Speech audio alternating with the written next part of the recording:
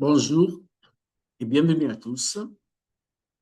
On a vu dans la vidéo précédente asymptote horizontale.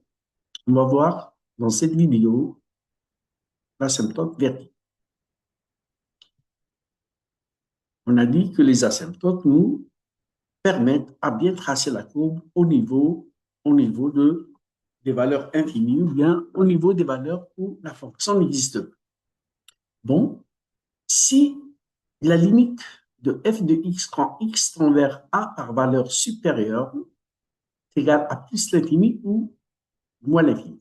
X tend vers un nombre, f de x tend vers l'infini. Ou bien x, la limite quand x tend vers a par valeur inférieure, c'est égal à plus l'infini ou bien moins l'infini. Voilà, tout simplement, à partir des limites, on interprète les limites avec des asymptotes si on a ce type de limite. On dit que la fonction, on dit que la droite d'équation x égale a est une asymptote verticale à la courbe. On dit asymptote à une courbe. Généralement, on trouve les asymptotes verticales pour les valeurs interdites, c'est-à-dire pour les valeurs qui n'appartiennent pas à l'ensemble de définitions. Souvent, si x tend vers un nombre et ce nombre-là n'appartient pas à l'ensemble de définitions, on a généralement des valeurs à 99% des valeurs infinies. Si on a une valeur finie, là, on aura bien sûr un prolongement par continuité de la fonction. On verra ce type d'exercice où on trouve des limites infinies ou bien des limites finies quand x tend vers un nombre où la fonction n'est pas définie. Bon, un petit exercice relatif aux asymptotes verticales, pardon. On prend une limite exponentielle aussi, f de x, une fonction f qui est définie sur R privé de 1. Ici, bien sûr, x moins 1 doit être différent de 0, donc x doit être différent de 1, donc 1 est une valeur interdite. On va calculer, bien sûr, l'ensemble de définition, c'est moins l'infini 1 ouvert, union 1 plus l'infini. On va calculer la limite en 1 à gauche et en 1 à droite. Et on va interpréter graphiquement les résultats obtenus.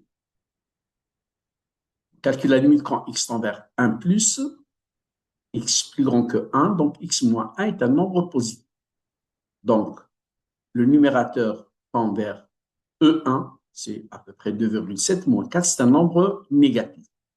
Et là, 1 plus moins 1, c'est un 0 plus. Et donc, un nombre négatif sur 0 plus, ça donne moins l'infini. Déjà, la limite quand x tend vers 1, c'est égal à moins l'infini. La limite, voici les justifications, si on veut. Donc, ça, c'est un nombre négatif. Et là, on a x tend vers 1 plus, donc ça tend vers 0 plus. Négatif sur 0 plus, ça donne moins l'infini. Si la limite quand x tend vers 1 par valeur inférieure à 1.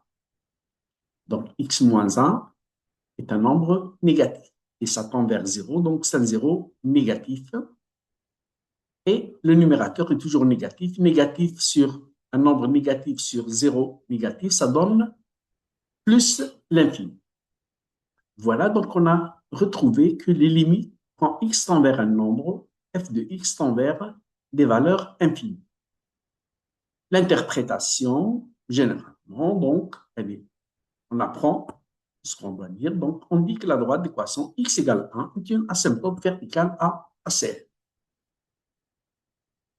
J'ai représenté donc cette fonction avec la droite asymptote verticale, équation x égale 1.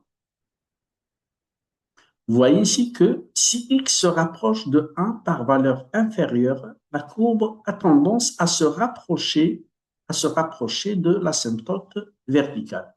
Bien sûr, si on monte encore, ça va se rapprocher jusqu'à presque la toucher, ou bien on laisse un petit cheveu entre la droite verticale et la courbe au voisinage de 1 par valeur inférieure. Et si x tend vers 1 par valeur supérieure, on a vu que la limite c'est égal à moins l'infini, donc quand x se rapproche de 1, f de x est voisin de moins l'infini, donc la courbe a tendance à se rapprocher de son asymptote vertical.